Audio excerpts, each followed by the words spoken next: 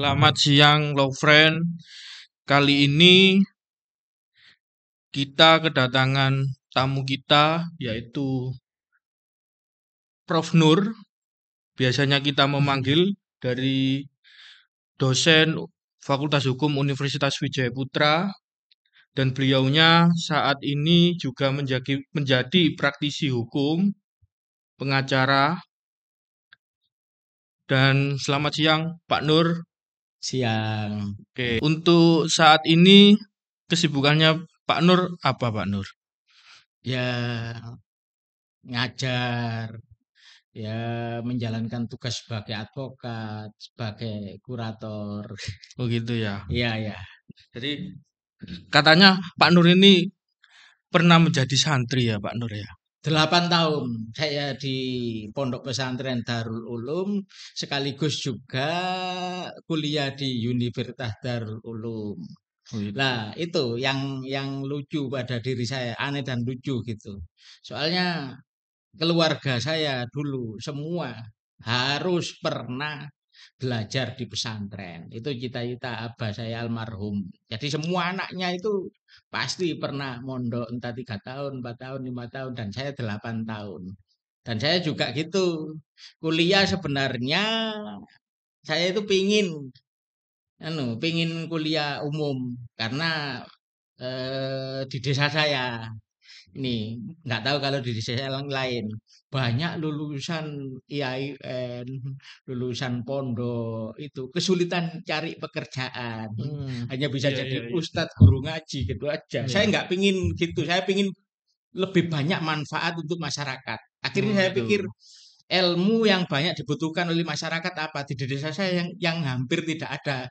Kalau sarjana ekonomi banyak, sarjana agama banyak, pendidikan banyak, yang nggak ada itu sarjana hukum gitu. Oh begitu. Akhirnya saya ingin kuliah hukum, sedangkan saya nggak pernah sekolah SMA, tapi karena di pondok sekolah madrasah aliyah, Iya iya aliyah iya. saya itu jurusan agama gitu, sehingga untuk masuk PTN nggak mungkin. Hmm. PTN hanya bisa di IAIN, dan waktu itu saya sudah keterima di IAIN Jogja, Oh tapi begitu. sesuai keinginan orang tua. Tapi saya sendiri berontak, saya bosen jumut belajar agama, saya ingin belajar ilmu umum yang lebih bermanfaat. Yang lebih umum Akhirnya wis nggak usah jauh-jauh, kelanjutkan ke Universitas Darul Ulum saja Darul gitu. Ulum.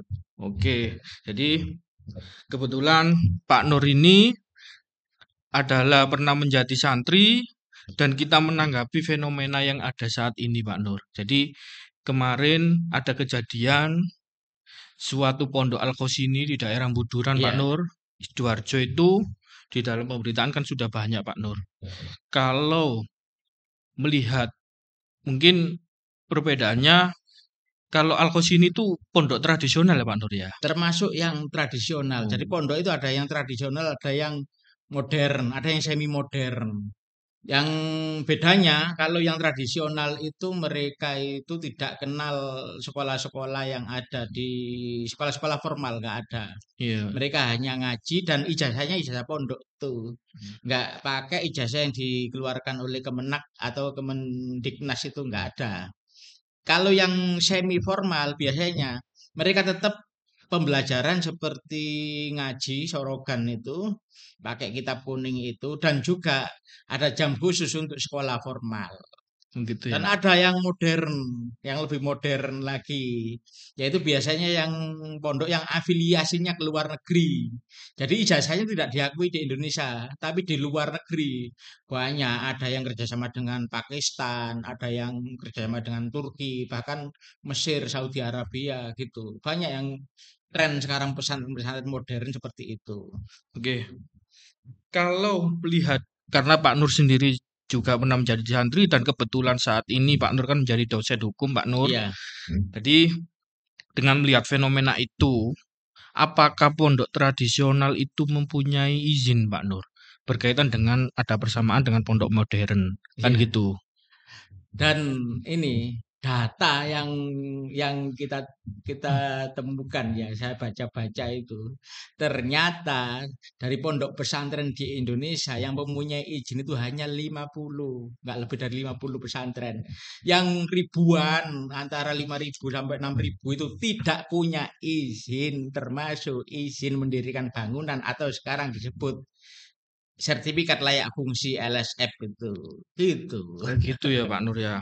Iya, Jadi sebenarnya proses perizinan itu kalau kita melihat kalau semama ya Pak Nur ya. Ini yang saya tahu ya. iya, Biasanya kalau lembaga pendidikan itu biasanya ada perizinan soal operasional Pak Nur. iya, Apakah pondok itu juga hampir sama? Contoh seumpama kalau perguruan tinggi nih ya, contohnya iya, Universitas Wijaya Putra Fakultas iya, Hukum, itu kan akreditasi apa B gitu ya. iya. Tapi kalau pondok gitu ada nggak Pak Nur hal-hal yang Ya, kayak gitu? Kayak harusnya semacam-macam gitu. ada, harusnya ada. Tetapi sampai saat ini ya pondok-pondok itu banyak yang tidak taat karena mereka pilih untuk mandiri, mereka tidak pernah dapat bantuan dari pemerintah. Bahkan izin operasional harusnya dari Kementerian Agama sebelum ngurus izin operasional itu sebagaimana lembaga pendidikan lainnya, lembaga pendidikan formal itu harus syarat-syarat kan tanahnya, status tanahnya bagaimana, milik keluarga atau milik yayasan, terus haknya hak apa, hak milik atau hak guna bangunan atau apa gitu. Dan setelah itu semua dipenuhi, yang jelas itu adalah izin mendirikan bangunan atau SLF, sertifikat layak fungsi itu yang harus dipenuhi. Iya. Gitu. Itu kalau kita mau mau serius mengatur manajemen pesantren. Sedangkan pondok-pondok tradisional itu mereka tidak kebanyakan tidak terdaftar seperti itu. Ini ke depan untuk memberikan perlindungan hukum kepada santri dan ustadz-ustadz yang di sana harusnya itu semua diurus. Kita semua harus ini karena ilmu orang yang hanya ngerti ilmu agama orang apa itu? Tidak ngerti umum. Iya. Umpama kita berjalan di hutan, Iya. gitu. Orang nggak ngerti agama itu kayak jalannya itu tidak pakai penerangan gitu, gelap Oh gelap gitu. sekali gitu Jadi ya Pak Nur iya, ya? memang bisa nyampe di tujuan di hutan itu misalnya mau nyari sumber air apa gitu. Memang nyampe, Iya. tapi pakai gerabak-gerabak gitu, pakai apa? Meraba-raba, harus meraba-raba Hmm. dulu karena yang dipunyai hanya ilmu ilmu agama. Berarti pandangan lurus ke depan gitu aja Pak Nur? Padahal hutan tersebut kan bukan urusan akhirat, Iya. tapi urusan duniawi. Masih butuh ilmu agama. Jadi masih butuh penerangan dan penerangan itu kan murni ilmu ilmu duniawi, Gitu ya. teknologi gitu. Jadi umpama orang itu berjalan di tengah hutan di malam hari, kalau orang hanya lulusan pondok tidak pakai ilmu pengetahuan umum itu seperti berjalan tanpa lampu penerangan. Hmm. Sedangkan untuk orang yang mengerti ilmu agama dan ilmu umum itu seperti ya sudah ada sarana prasarana, sudah ada kaki dalam keadaan kuat dan sehat, didukung lagi oleh Lampu lampu itu ya. gitu. Sehingga gampang untuk nyampe tujuannya lebih cepat gitu. Jadi zaman sekarang untuk memenuhi kebutuhan masyarakat umum itu tidak bisa hanya pakai ilmu agama, hanya perspektif agama. Makanya sekarang kan sudah dibangun Iya. pondok-pondok modern atau semi modern yang bekerja sama dengan Kementerian Pendidikan Nasional juga Kementerian Agama. Sekolah-sekolahnya kan banyak sekali. Iya. Kebetulan kiai saya dulu Kiai Mustain Romli itu yaitu orang kiai pertama yang masuk di pemerintahan, Oh terutama gitu. Partai Golkar telah menjadi anggota DPR RI. Jadi sebelumnya kiai-kiai nggak mau, Hmm. iya Iya iya terjun di iya. pemerintahan itu, nggak mau mereka. Urusannya hanya urusan urusan akhirat, itu Iya. urusan agama. Untuk Kiai Kiai Mustain Romli, ini apa falsafahnya ini? Jadi dia mendidik santrinya itu untuk ini berotak London dan berhati Masjidil Haram. Oh gitu ya. Jadi untuk urusan akhirat itu kiblatnya di Ya. Masjidil Haram. Untuk urusan dunia ini karena mungkin pada waktu itu dan saat ini mungkin pusat ilmu pengetahuan itu kan di Inggris, London. Iya. Jadi menggabungkan antara yang urusan akhirat di yang berarti Masjidil Haram dengan yang berotak London. Makanya produknya yaitu di anggota DPR RI banyak sekali. Iya, Bupati iya, wali iya. kota yang seangkatan saya juga banyak yang jadi. Ya karena memadukan antara ilmu akhirat dengan ilmu duniawi Ber- tersebut. Berarti itu ya Pak Nur, beruntungnya Iya, mondok di pondok modern itu ya. iya. Tentunya di situ. Jadi berarti kan ada sisi cara pemberlakuan terhadap santri kan ada perbedaan Oh Pak Nur iya, di situ. Mungkin sangat-sangat berbeda. dalam keilmuan kan gitu beda. Tapi Iya, kalau Pak Nur karena pernah mondok atau nyantri di pondok modern mungkin untuk mendapatkan pengetahuan-pengetahuan umum itu bisa. Tapi iya. tradisional kan tidak bisa. Nggak Kan ada. gitu Pak Nur. Iya, Jadi mungkin kalau umum pun karena Pak Nur sebagai dosen hukum itu kan kalau kita kalau dihukum itu biasanya ada filsafat ya Pak Nur ya. iya, Tapi kalau di pondok tidak kan itu iya. untuk mendapatkan itu. Jadi kenapa kok ada perbedaan itu ya Pak Nur? Ya, mungkin gini, untuk pondok-pondok Salaf dengan pesantren pondok-pondok yang modern itu. salaf itu ada ilmu sebenarnya. Ilmu itu bagus. Iya, Yang digunakan untuk mengkaji, untuk berbicara di tempat umum dan untuk berdebat. Itu ada ilmu namanya itu ilmu mantek. iya, Mantek itu sebenarnya ilmu filsafat itu. iya. Tapi tidak diajarkan di pondok. Karena apa? Kenapa ya Nanti Pak Nur? khawatir muridnya hanya bisa berdebat. Nanti yang didebat malah gurunya, kiainya. Tapi lebih menonjolkan ilmu taklim, Iya. ta'lim yang ilmu akhlak itu. Ya karena kita kalau kita Iya, melihat sebagai mahasiswa Fakultas Hukum juga identik dengan debat kan Pak Nur atau iya, argumentasi kan gitu. iya, Jadi kalau memang di pondok itu memang itu ya yang memang nggak ada iya. itu. Ya itu kekurangannya itu ilmu mantek dan balago. Sampai sekarang saya nggak tahu kalau di Gontor diajarkan, saya dengar itu diajarkan mantek dan balago itu Mantek ilmu gitu ya. filsafat itu. Tapi kalau pondok-pondok tradisional itu dan yang semi tradisional masih dilarang di pondok pesantren saya dulu di pondok pesantren Darul Ulum kayaknya juga masih dilarang. Akhirnya setelah kuliah saya kan sudah open minded gitu. Baca kitab namanya Falsafatuna. Iya. Itu filsafat kita, maksudnya filsafat kita umat Islam.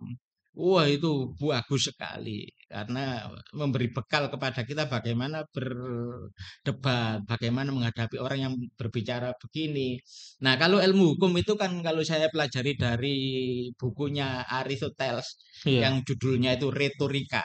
Itu adalah perdebatan di muka persidangan yang ditulis itu. Hmm, Buku filsafat pertama kali yang tulis Aristoteles itu gitu, perdebatan di muka iya. persidangan. Karena pada waktu itu pengadilan kan hanya ada di Yunani Iya. kuno. Itu. Berarti itu ya. Sebenarnya sangat perbedaannya sangat signifikan dari cara penerapan terhadap santri itu Pak Nur. Tapi kalau kita lihat fenomena yang terjadi dengan runtuhnya bangunan Pondok Al Khosin itu yang ada di Sidoarjo, Buduran, itu kan memang kalau ada pemberitaan itu katanya ada santri yang memang membantu Hmm, di pembangunan itu Pak Nur. iya. Itu bagaimana Pak Nur kalau menurut jenengan? Sebenarnya ya ini ini kalau kita lihat pakai perspektif apa dulu gitu. Ya, Kalau perspektif hukum hukum perburuan ya jelas kita dilarang ya, mempekerjakan anak walaupun itu ada nuansa pendidikan. Lah terus kalau dari perspektif hukum Islam, ya. Gimana kalau hukum Islamnya Pak Nur? kalau hukum Islam juga Gitu. Rasulullah pun juga kalau menyuruh orang bekerja itu suruh bayar sesuai kemampuan sebelum keringatnya itu Mengering, kering. mengering ya. Jadi kalau itu konsep Islam. Lah terus ulama-ulama yang ngaku-ngaku ulama kiai-kiai itu pakai konsep hukum apa? Gitu kayaknya. Kalau hukum Islam nggak nyambung deh karena hukum Islam itu tidak pernah memaksa orang untuk bekerja dan tidak ada bayarannya. Gitu Kita ya. itu diperintah membayar orang yang sudah keluar keringat sebelum keringatnya itu kering. Nah, mengenai hormat kepada kita kiai, sebenarnya apa yang disampaikan oleh Trans TV itu benar adanya. Cuma kesalahannya Trans TV pakai nyebut merek Lirboyo, Iya, nyebut nama kiai, itu kesalahannya. Makanya kan sudah di bredel. iya, Istilahnya di bredel, tidak boleh tayang lagi acara itu dan PH-nya sudah di PHK oleh pihak Trans TV gitu. Jadi kita jangan hanya pakai kekuatan emosional, kekuatan apa gerakan-gerakan yang gitu. Karena sekarang ini pemerintahan kita adalah pemerintahan yang demokratis, yang harus legowo iya. menerima kritik dari manapun. Karena bagaimanapun juga pesantren tidak akan sempurna, kiai juga bukan orang yang maksum, orang yang bebas dari dosa. Tidak Nah, seperti nabi. Nabi itu kalau Rasulullah itu kalau berdosa itu langsung diingatkan oleh Allah. Sedangkan kalau kiai ulama sekarang siapa yang mengingatkan? Enggak ada. hmm, Sekarang sudah tidak ada nabi, tidak ada rasul. Mereka harus terbuka terhadap kritik harusnya. Karena manusia itu tempatnya khilaf dan dosa gitu.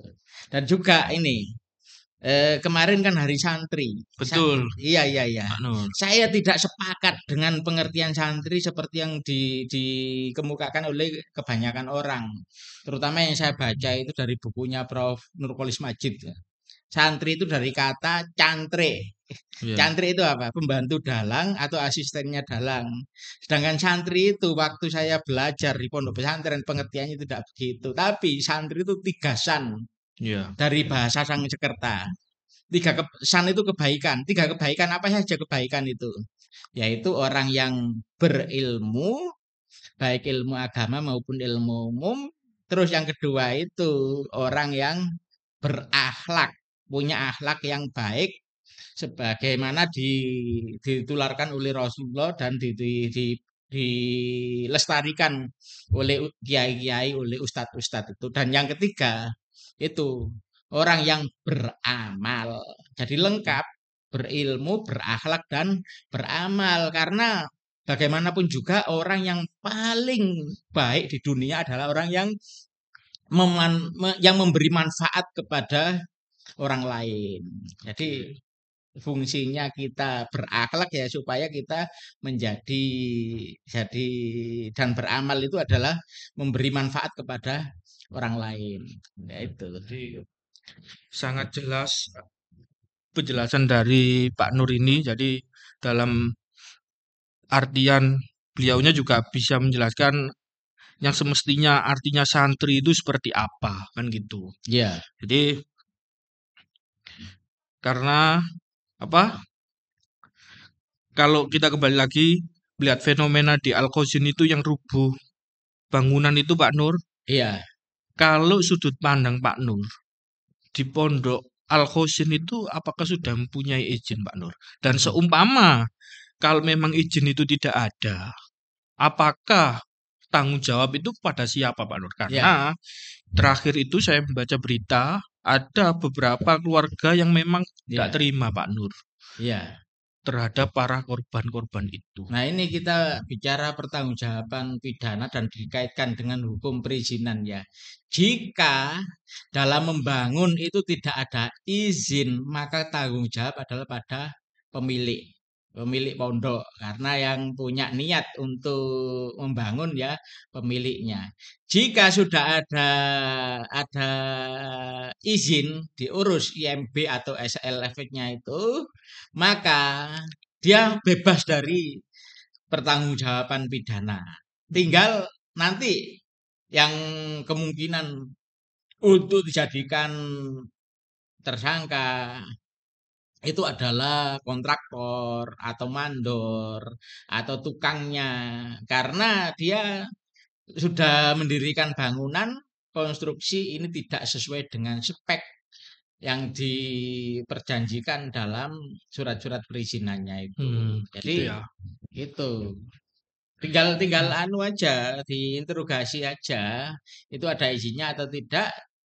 Soalnya berbeda sekali pertanggungjawabannya antara ada izin dan tidak ada izin, Gitu gitu. ya. Bisa bebas itu pemiliknya kalau sudah ada Izin izin. ya Kalau Pak Nur tidak ya. ada izin ya harus mempertanggungjawabkan kelalaiannya sebagaimana diatur dalam pasal 359 KUHP dan juga Undang-Undang Bangunan. Itu ada juga pelanggaran. Nih, yaitu Undang-Undang Nomor 28 Tahun 2002 tentang bangunan gedung. Nah, gitu. Berarti nanti bisa-bisa seumpama kalau memang nggak ada izin berarti bertanggung jawab itu terhadap yai ya Pak Iya, Nur ya.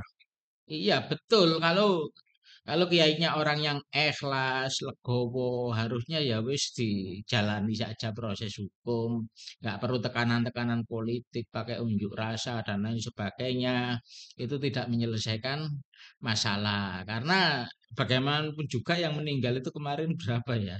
63 atau Karena dalam iya 63 media-media ya. yang ada di luar itu kan itu ada yang mengatakan bahwa santri-santri itu bisa mati syahid di dalam. Oh, Kan kalau gitu Pak. kalau mati syahid iya, karena banyak banyak jalan untuk mati syahid, di antaranya orang yang sedang menuntut ilmu, orang yang dalam sudah niat untuk berbuat baik tapi mengalami kecelakaan. Itu Hmm. juga mati syahid, bukan hanya orang yang lagi berperang seperti di Gaza, Palestina di sana. Hmm. Tapi syahid itu banyak jalannya. Gitu ya. Iya, Oke. Jadi dalam penyampaian Pak Nur kita bisa melihat fenomena yang terjadi pada Pondok Al Khosin itu memang karena saat ini dalam proses tahap penyelidikan ya Pak Nur ya. sudah penyidikan. Sudah penyidikan. Ya, Jadi tapi masih belum tahu hasilnya ya Pak Nur. Itu sudah ada izinnya apa belum ya? belum belum Belum belum ada ya. belum Belum ada belum keterangan ada berita dari tentang itu ya. pihak yang bersangkutan. Jadi antara izinnya sudah ada apa belum. Jadi kalau memang belum ada itu dari pihak yainya ya Pak Nur. Iya, Pihak dari pondoknya ya otomatis pemilik, iya. yang bertanggung jawab atas kelalaian Iya. itu. Mungkin dalam podcast kali ini kami dari host meminta closing statement Pak Nur. Apa untuk para santri Pak Nur? Ya, Karena ini kan kebetulan hari ya, santri Pak Nur. kita itu walaupun santri, walaupun kiai, kita bukan manusia yang sempurna. Masih banyak terdapat kesalahan-kesalahan, masih banyak terdapat kekurangan-kekurangan. Kalau kita pingin baik, maka kita harus belajar. Kita harus terbuka. Jangan sampai kita merasa bahwa kita sudah sempurna hidup kita. Kita masih sebagai manusia masih banyak kekurangan. Juga gitu, mengelola pondok pesantren nggak bisa lepas dari ilmu-ilmu umum seperti ilmu teknik, ilmu konstruksi dan lain sebagainya. Dan itu yang tidak diajarkan oleh ilmu-ilmu agama karena urusannya beda. Kayak ilmu konstruksi, ilmu teknik, ilmu mesin, elektro itu kan urusan Ya. duniawi, sedangkan ilmu agama kan hanya ngurusi akhirat gitu. Hmm. Yang di dunia ya cuma itu, bagaimana kita supaya kita berbuat baik. Itu aja. Oke, Pak Nur. Saya di sini sebagai host mengucapkan terima kasih Pak Nur atas ilmunya. Iya, Jadi karena sebagai santri sendiri tidak ringan Pak Nur sebetulnya iya. melihat ceritanya Pak Nur itu. Jadi memang jadi saya berterima kasih atas kehadirannya dan kesediaannya untuk menjadi narasumber di podcast kita. Oke, sementara itu kami ucapkan terima kasih Pak Nur. Ya.